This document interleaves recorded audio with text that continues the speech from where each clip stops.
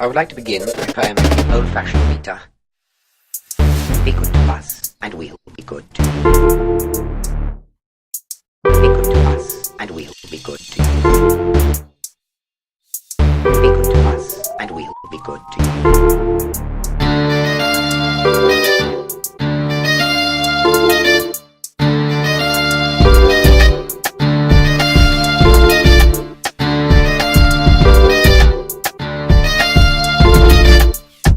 Party time's over. Welcome to Marriage Bootcamp. It's RC. Let's get into it. I've been watching Marriage Bootcamp from season 1. I actually love all the different variations of Marriage Bootcamp. This one is called Hip Hop Edition. So it's going to be pretty interesting. Let's get it started. Now, it ain't all Gucci. Let's get started with the cast. You have Waka Flocka and wife Tammy. They've been married for 4 years. Their car plate, when they pulled up, said Bad Fights with a Z. Singer Lil Mo and her husband Carl, with a K, pulled up. Their car plate read Paid by Mo. Tiffany arrived solo dolo. She was waiting on her pretty boy Little Fizz Drew, who came into the scene later on. He's from B2K. Bump, bump, bump. Jessica Dime Peace and her fiance Sean, aka basketball player, their car plate read No Commit. Okay.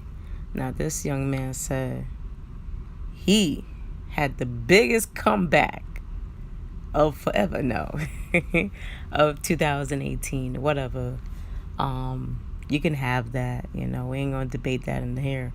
But Grammy Award winner Soulja Boy and his long time off and on again girl for the past 10 years, Nia, and their car plate read Trapped, TRAPPD. Episode 2 summary. Drop it like it's hot. Alright, let's start with the Spitfire exercise. I feel like the best rhymer, went to, but what if I had a side dude? Why can't I be Dynamite's wife? Like, Lil Mo was just doing her thing. I didn't want to bite her style and do the whole thing. But Lil Mo had the best rhyme. Like, she's dope. The worst rhymer, Sean said, she too hood for me. She too ratchet for me. She too hood for me. She too ratchet for me. Like, I hate when guys say stuff like that, especially when they are with a hood girl, because it's like, that's what made you like her. Like, what are you talking about? Like they would get with a girl knowing she's all about makeup and the weave and all the other stuff, but then they'll be like, oh, I don't like weave, I don't like makeup, I don't like this, I don't like that. And it's like, that's what you got with her for. That's what attracted her to you. So it was just lame because it weren't authentic, and then it just sounded lame to lame-o. Also, we unfortunately found out through this exercise that Lil Mo and Naya both had miscarriages, so that's tough. Now, in the Eden Peppers exercise, Tiffany found out that she was just a sex buddy and not an actual girlfriend to Fizz, aka Drew. Ladies, PSA. Don't ever put yourself in that predicament. Definitely don't wait too long for a guy to prove to you anything. To me, the longer you wait is the more of your actual self you're losing. So it was just disappointing to hear that. No girl should ever feel like that. But again, no girl should ever put themselves in that situation. Judge Lynn Toller, thank you for being such an outstanding representation of the Black community. You are doing an amazing job as what I would call a little referee, a voice of reason on these series of the Marriage Bootcamp. She's done an amazing job. Even when people, disrespect her, her comebacks are legendary, and it's definitely the way I want to be, And, on the show, she revealed that she's been a judge since 1994, so put some respect on that judge's name, okay? Nia, Soulja Boy, tell him. Andre,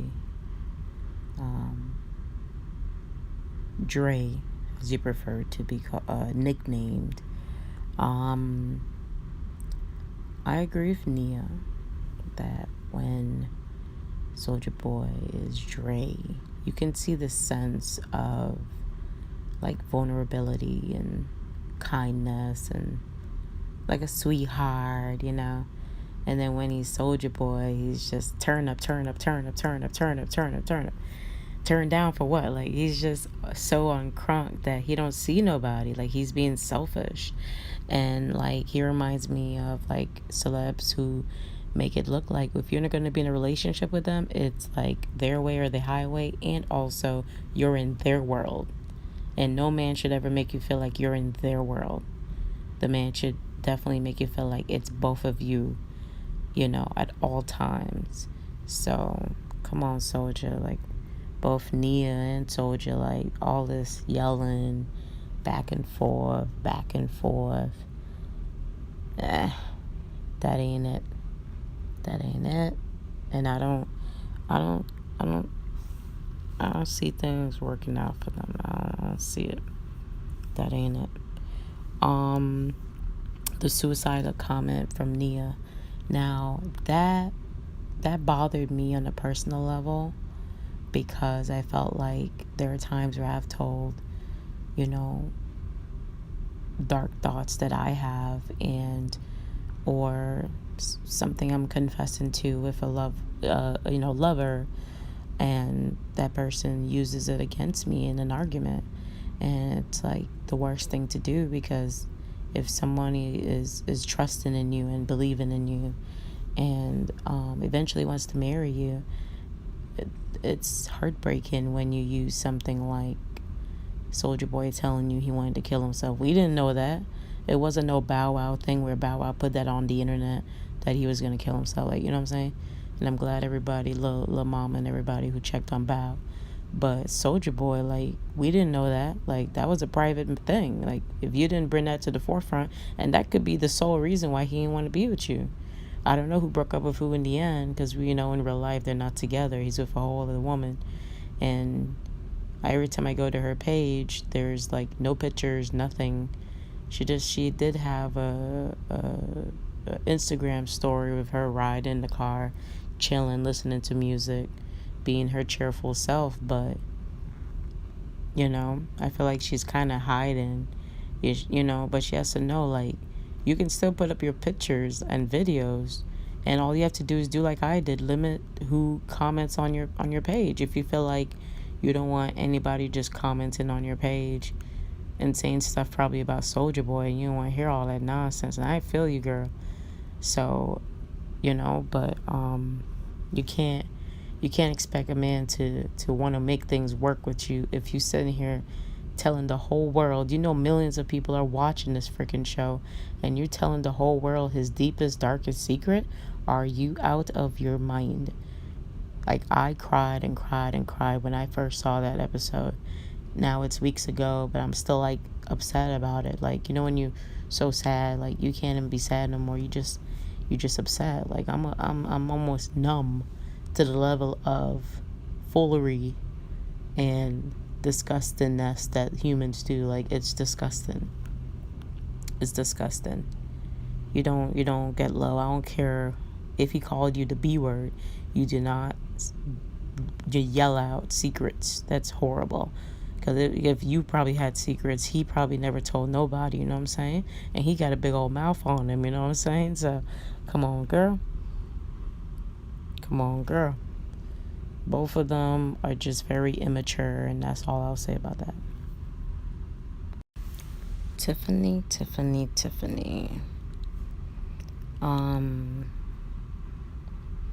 Let's talk about her not seeing the flags with Fizz, with Drew. My Lord. Every woman has gone through it. So I'm not looking like I'm some innocent person who hasn't been made to look like a fool with a man. But I've never been made a fool with a man when it comes to sex, because I'm not going to have sex with a man that I barely know. I'm not going to have sex with a man, in with the continuous disrespect that Fizz is given to Tiffany. A man is disrespecting you. You yell at him, maybe throw some things, and you're gonna reward him with sex? That doesn't make any sense. I'm confused, Tiffany. I'm so confused, honey. I think you're beautiful. I don't know much about you. I don't want to judge you from Love and Hip Hop, because that show made you look crazy for 2 seasons. I wish you the best. I really, really do. I really, really, really do. I just think Drew is just not it. And I'm praying that at the end of this, you see your worth. You see how amazing you are. Because I think you're amazing. To go through this show knowing you had great sex with this man and you're refusing to have sex with him because you want him to learn the lesson and you want to see if you guys are compatible and can really make this work or not, like, that's big kudos to you. You can sleep in the same room with a man and not have sex. Because I don't understand the concept where I would go over a then boyfriend, but ex's house. But, at that time, they were my boyfriend. And in the back of my head, I'm like,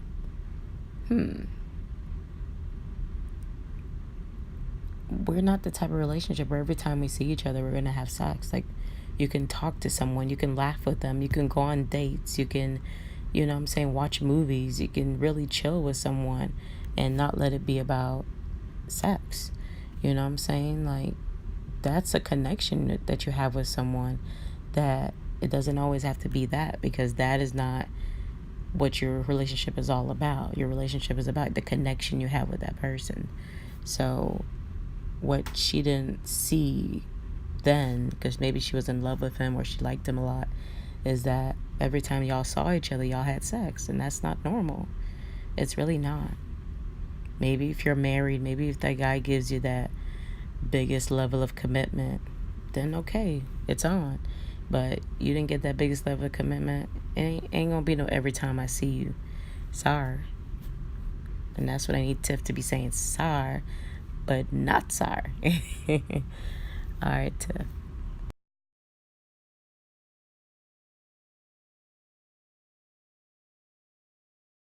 Episode 3, Road Rage. Now, who wears the pants exercise? That was one of the funniest things I've ever seen on TV. Little Mo and Carl, I like their clever way of how to accomplish the task with wearing these huge pants that they're tied to. Whereas Waka was plain, Nia was letting Soldier get under her skin. The favorite scene for episode 3 was definitely Tiff and Fizz prank on Little Mo and Carl. Yeah, that was so funny. And let's go from funny to serious. And also seeing Fizz open up with Dr. Ish. I think that's very, very important. It's one thing to think you know it all, or it's one thing to think you have learned it all. And what you have to understand about life is, and I've understood it the hard way over the years, that every day is a learning process. Every single day you're learning more about yourself, more about others. You're just learning. And it's a beautiful thing. When you can just let go and let God, it's a beautiful thing. Tammy, I have so much love and respect for her. I think when I first got introduced to her through Love and Hip Hop, through Waka Flocka, it just wasn't, sure of her, but over the years, I've just seen her blossom like a flower for real. And seeing her, show that side of her where she's just very angry, that was tough. That was tough. I know from this show, she's probably learned a lot of how to tame her anger. And probably the first thing you need to do is acknowledge you are angry. Then you can get help, right? So I wish Tammy the best. I think she has an amazing voice. And I just love the fact she's a hustler, She is grinding, trying to conquer the world, and I applaud everything she's doing. You go, girl. We are here. We have made it. Marriage Bootcamp Reality Stars, Hip Hop Edition, Season 14, Episode 4, #drama review. What I didn't want to do every week, even if you're not seeing me post something, trust me, I've watched the show and I've taken notes on it. I didn't want all my notes to go to nothing. So that's why for a couple shows like Love and Hip Hop Miami and this show, I am, doing a summary of the episodes I didn't get to post, and then a review of the actual episode of the current week. So, summary of episodes 1 through 3, summary of episode 4, summary of episodes 1 through 3, and the review of episode 4. Let's go. It's RC in the building. Now it's day 4, and they are focused on the topic jealousy. They are put in front of the media like a press conference gone wrong. We saw this back in the reality stars. I think the first reality stars with Tanisha and her ex-husband now, because they actually got married, but they got divorced. She's with a whole other man now, got a whole baby, and she is wholly happy, wholeheartedly happy. I was trying to use a play on word there, but it didn't work out. Now they have the hip hop edition, and it was a sight to see. At one point, Walker was threatening a press guy to kick his butt out of the tent. I was like, what? Baby girl or baby boy, you caused that. You caused people to look at your woman crazy because you're doing crazy things behind her back. You know what I mean? So, I don't know. But at the end of the day, I will agree with Walk, though. I do believe that guy was being a little bit disrespectful. And I'm like, that's how the media is. Like, they don't know you, so they're not going to ask you no PG question. They're going to be rated R, rated X. They're going to be disrespectful like the media normally is. So they were just trying to give them a feel for, what they've been, seeing out and about. Let's see. Now, as much as we want to say, or Sean wants to say Jessica Dime can be ghetto, she handled herself classy. She handled herself great. Even Waka Flocka's wife noticed Tammy. She was like, wow. She even let him know at the end. She was like, I like the way you answered that, girl. You did good. Like, and she did, because sometimes people are disrespectful in how they ask questions. And if you just think out of the dirty side of you, you got the angel and you got the devil. If you think of the devil's side, you're going to say something you're going to regret. Because that's going to be in the blogs and it's going to be everywhere. And you're going to lose a lot of money because, you don't want to lose money to affect your brand or anything like that, or affect your family. So think first before you react, and she did an amazing job doing that. Kudos to her. Now, the favorite scene, I would say, would be the white gold party. I love to see everyone happy for a change. Sometimes there's so much drums going on. It's good to see everybody just, hey, you know.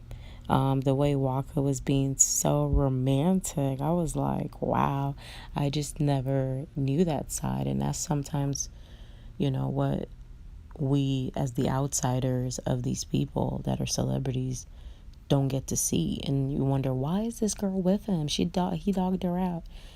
And I don't agree that no one should stay with someone who cheated on them, but also seeing this beautiful side of Walker and he renewing the vows in real time.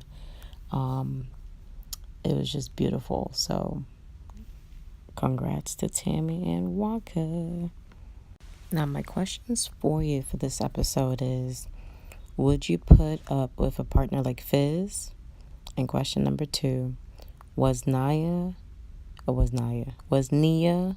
a hypocrite with the advice she gave Fizz over Tiff's anger problem?